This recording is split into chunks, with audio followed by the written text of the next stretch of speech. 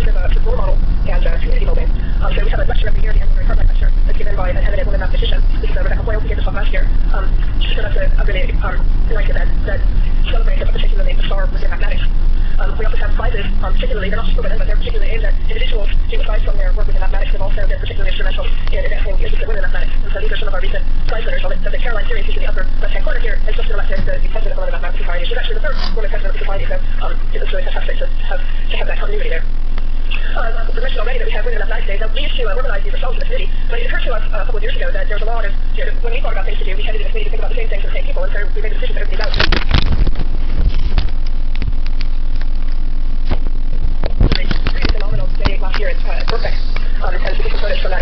might be sponsored with, gosh, I'm blanking on the name of the joint sponsor. I apologize for the joint sponsor. Might come back to it. But so one of the things in particular that we thought about in terms of these days is to ensure diversity in those days. So, I mean, of course, they're aimed at celebrating women in mathematics. They're open to all participants, although they're really featuring speakers and they're who are women, and there's a poster session, and that's where we're giving young women an opportunity to get out there with their research.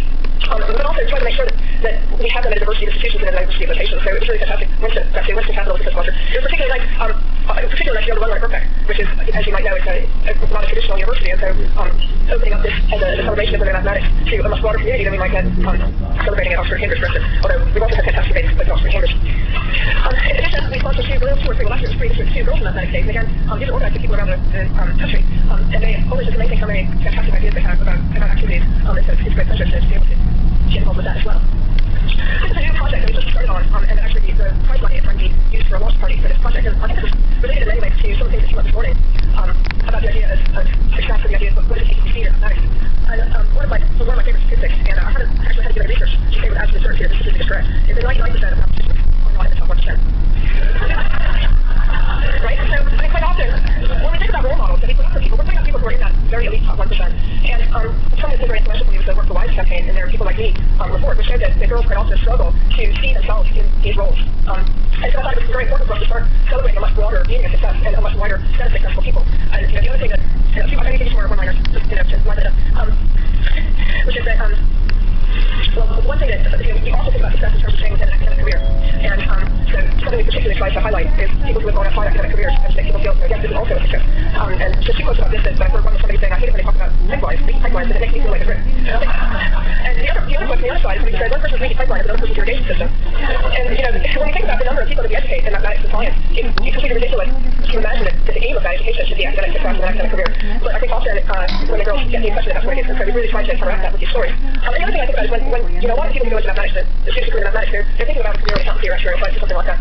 And when you think about, I'm going to become an accountant, nobody thinks, in order to succeed as an accountant, I need to win one of the top world prizes in accountancy. Nobody thinks that way, right? And so it's much easier to imagine yourself as a successful accountant because you don't have this unrealistic vision of what it is to be a successful accountant.